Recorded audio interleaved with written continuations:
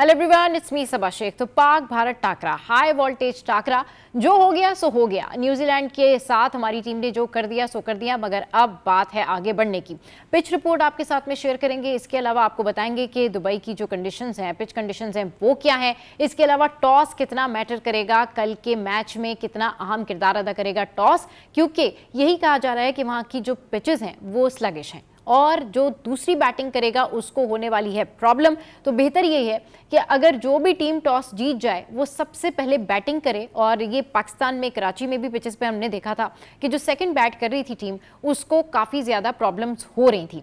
अच्छा, अब भारत का जो अटैकिंग प्लान है वो आपके साथ में शेयर करती हूँ। वो क्या है कि उनके जो बड़े बड़े प्लेयर्स और उनके जो बड़े बड़े सूरमा जिनको कहते हैं ना, कि वो बैठे हुए सर जोड़कर, इसके बावजूद भी कि उनको पता है कि उनके पास जो टीम है वो बड़ी स्ट्रांग है, इसके बावजूद भी कि उनको पता है कि उनके पास जो शामी है वो आउट क्लास है, मगर हमारे बॉलर्स भी कम नहीं है। तो सबसे पहले भारत का जो प्लान है, उनके जो सुनील गावस्कर हैं, वो ये कहते हैं कि क्योंकि वहाँ पर जो दुबई की पिच कंडीशन है, वहाँ पर जो पिचेस हैं वो बड़ी स्लगिश हैं, तो उसके ऊपर स्पिनर को इन करना चाहिए। यानी उनका कहने का मतलब ये है कि नए बॉल के साथ में कुलदीप को जो है वो ट्राई करवाना चाहिए। कुलदीप तो इन हो, लेकिन वरुण चक्रवर्ती जो हैं उनको इन कर देना चाहिए और उनसे जो है वो स्पिन करवाना चाहिए, क्योंकि जो मिडिल ऑर्डर है इंडिया का बॉलिंग के हवाले से, उसमें उनको प्रॉब्लम आ रही है। यानी जो मिडिल ऑर्डर की बॉलिंग होती है, जब वो दूसरी टीम को अटैक कर रहे होते हैं तो उसमें उनको प्रॉब्लम आ रही है और वो ज़्यादातर जो है वो स्पिनर्स के ऊपर फोकस कर रहे हैं कि जब फास्ट बॉलर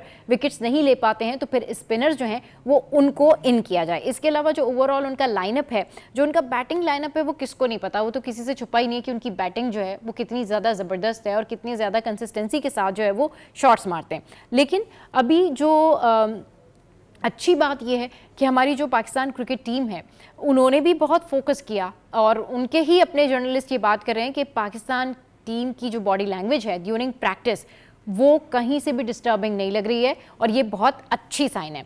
अब यहाँ से हमें क्या प्लानिंग करनी होगी, हमें क्या स्ट्रैटेजी करनी होगी। बहुत टाइम हो गया पाकिस्तान के पास जो है वो रिवर्स स्विंग उस तरीके से नहीं हो रहा।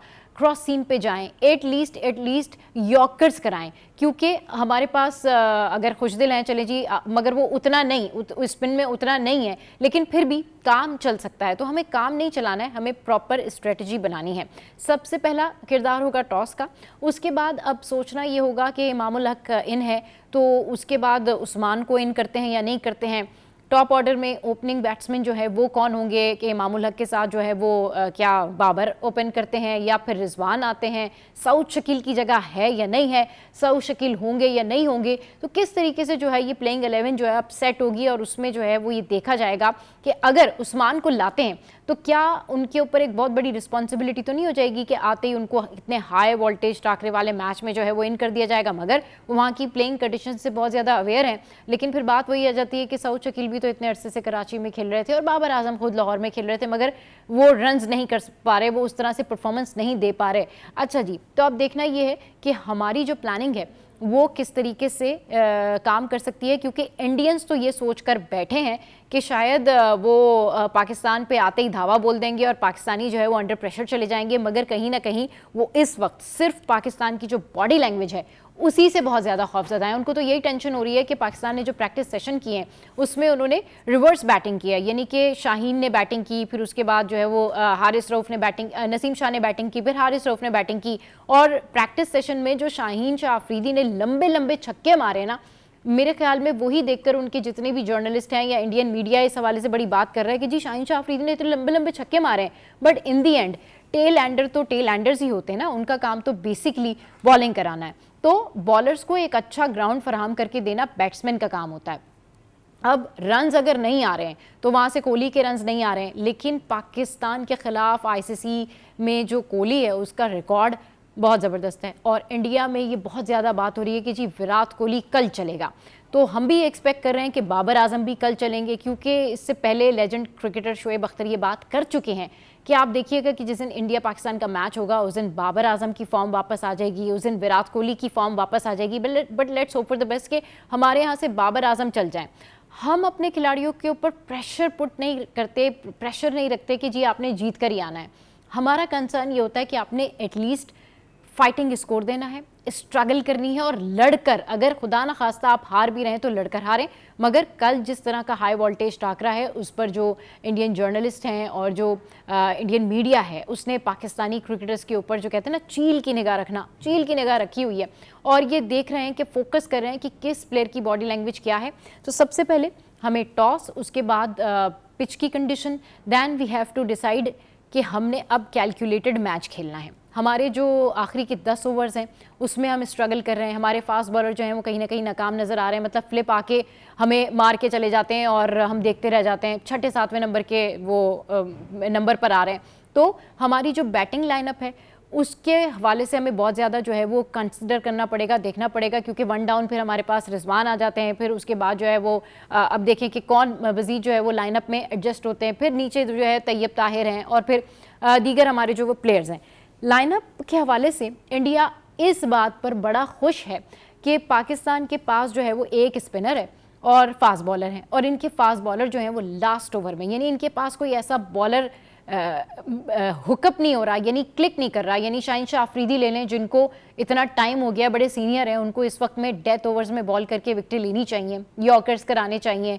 नसीम शाह की वो पेस नहीं है, हारिस रऊफ की वो पेस नहीं है, दे नो कि ये बहुत डेंजरस बॉलर हैं, मगर वो ये भी जानते हैं कि इनकी पेस कहीं खो गई है। तो पाकिस्तान के पास अगर कोई चीज़ मिसिंग हो रही है तो डेथ ओवर्स के अंदर वो बॉलर मिस हो रहा है, या उसकी प्लानिंग मिस हो रही है, या उसकी स्ट्रेटजी मिस हो रही है, क्योंकि हमारे बॉलर्स आखिरी ओवर्स में और ज़्यादा जो है वो मार खा रहे हैं। इस हवाले से हमें अपनी स्ट्रेटजी और प्लानिंग को ओवरकम करने की ज़रूरत है।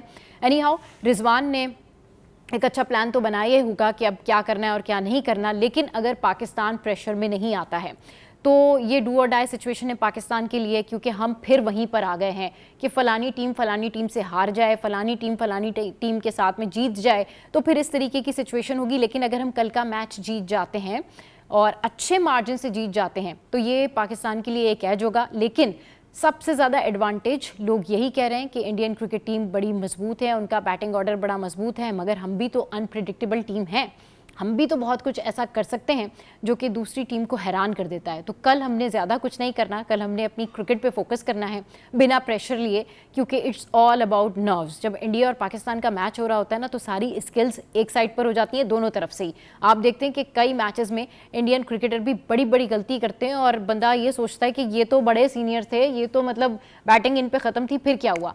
सो कल हमारे क्रिकेटर्स को हमने सपोर्ट भी करना है और अपने अपने नर्व्स के ऊपर हम लोगों ने भी कंट्रोल करना है, और हमारे जो क्रिकेटर्स हैं उनको भी चाहिए कि कल इस नर्व्स के गेम में जो है वो अपने आसाबों को मजबूत रखें और प्लानिंग और स्ट्रेटजी बनाकर खेलें। अगर टॉस जीत जाते हैं, कोई भी टीम जीतती है, अल्लाह करे पाकिस्तान जीते, तो उनको बैटिंग ही करनी चाहिए, क्योंकि दुबई की जो कंडीशंस हैं उससे पाकिस्तानी अच्छी तरीके से अवेयर भी हैं। पिचेस जो हैं वो थोड़ी स्लगिश हैं, अभी लेट्स सी कि कल कोई मेगा चेंज ना हो या कल बहुत सारी चीज़ें जो वो चेंजेस में ना आ जाएं, तो हमें इस तरीके से अब अटैक करना होगा और अब हमें ख्याल रखना होगा कि ये हमारा बिल्कुल हमारे पास कोई चांस नहीं है। अगर इसके बाद ये मैच हम हार जाते हैं तो हमारे पास ऐसा कोई चांस नहीं है। बट कुछ भी कीजिए, पाकिस्तान क्रिकेट टीम जैसे भी कीजिए, मेहनत कीजिए, जो भी आपके आपस में कोई मनमुटाव चल रहा है वो ख़त्म कीजिए, जेलअप हुई और हमें कल का मैच जिता दीजिए, बस कल का मैच जिता दीजिए। बहुत सारे पाकिस्तानी ये कहते हैं कि बस कल का मैच जीत जाए, समझो हमारी तो चैंपियंस ट्रॉफी का फाइनल हो गया।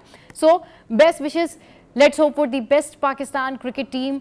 लड़िए, मैदान में उतरिए ट्रू इंटेंशन के साथ, जिस तरीके से सलमान खेले पिछले मैच में अच्छे इंटेंट के साथ, जिस तरह से खुशदिल खेले, निडर होके, बिना डरे। अब ये होता है कि जब ये लोग शॉट्स मारते हैं तो शॉट की सिलेक्शन भी अच्छी करनी है आपने डरना नहीं है, लेकिन आपने अकल को भी साथ में रखना है, क्योंकि हम कह तो देते हैं कि लड़ो, खेलो, मारो, लेकिन देख के मारो, देख के खेलो और अच्छे इंटेंट के साथ खेलो। और पाकिस्तानी कौम आपसे प्यार करती है, हम आपके साथ हैं, लेकिन कल आपने बहुत सारी कैलकुलेशंस का ख्याल रखना है।